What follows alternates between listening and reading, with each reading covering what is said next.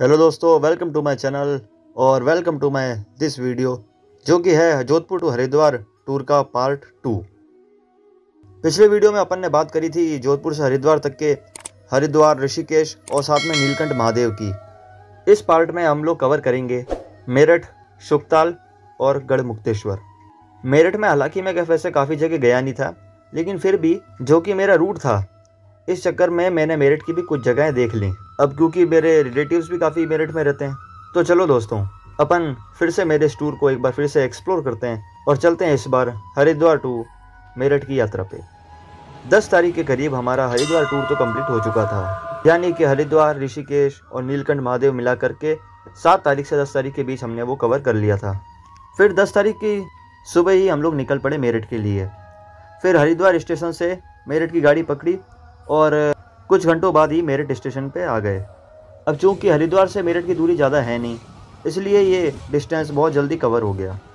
फिर मेरठ में हम लोग अपने रिलेटिव्स के घर आ गए और वहाँ जा कर के आराम किया और पूरा दिन हमारा ऐसे ही निकल गया, क्योंकि अब आराम भी करना था। पहले भी हम काफ़ी सफ़र कर चुके थे और अब आगे भी सफ़र करना था और नई जगहों पर जाना था, तो इसलिए यार थोड़ा आराम तो बनता ही है ना। अब अगले दिन हम लोग निकल पड़े शुकताल की ओर।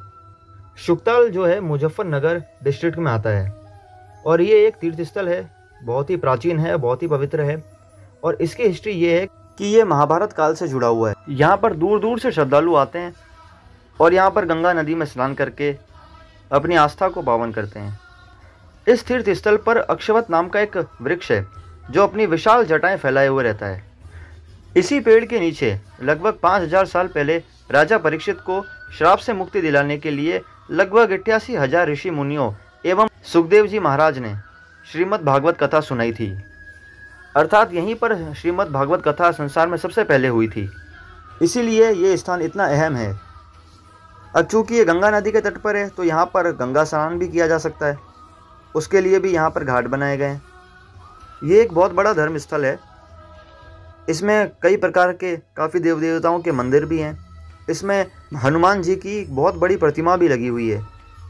अब ऐसे ही शुकताल में दर्शन करने के बाद में हम एक आश्रम में जा कर के रुके, जो कि हमारे एक परिचित मुनि का आश्रम था। वहाँ हमने भोजन किया और कुछ समय वहीं बताया। फिर बाद में हम लोग गंगा घाट की ओर चले गए, जहाँ हमने गंगा जी को प्रणाम किया और ऐसे ही घूम फिर कर हम लोग वापस रवाना हुए अपने शहर मेरठ की ओर। और आज का हमारा ये दिन यहीं समाप्त हुआ।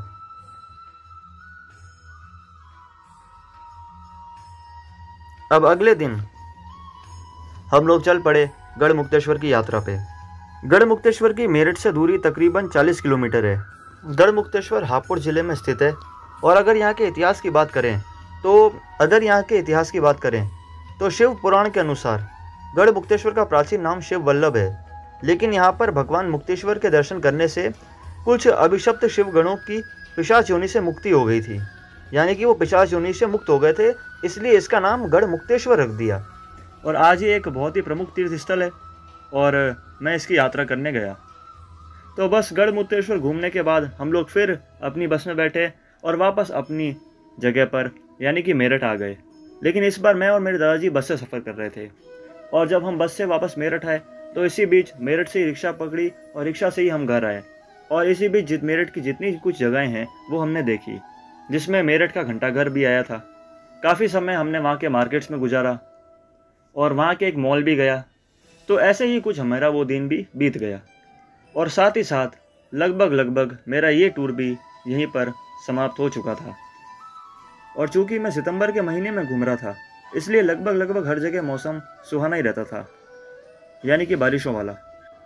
फिर 1-2 दिन मेरठ में मैंने आराम किया, अपनी थकान उतारी, अपने मिलने जुलने वालों के साथ ही कुछ समय बिताया और उसके बाद वापस से रवाना हो गया अपने घर जोधपुर की ओर। लेकिन मेरा मन कह रहा था यार इस टूर को मैं इतनी जल्दी यहीं एंड नहीं करूं, तो इसलिए मैं जब वापस आ रहा था तो मुझे दिल्ली होके आना था, क्योंकि सीधी ट्रेन नहीं है। तो मैं लगभग 2-3 दिन दिल्ली में भी अपने कुछ रिलेटिव्स के घर रुक गया और लगभग 17 तारीख को मैं अपने घर जोधपुर वापस पहुंचा।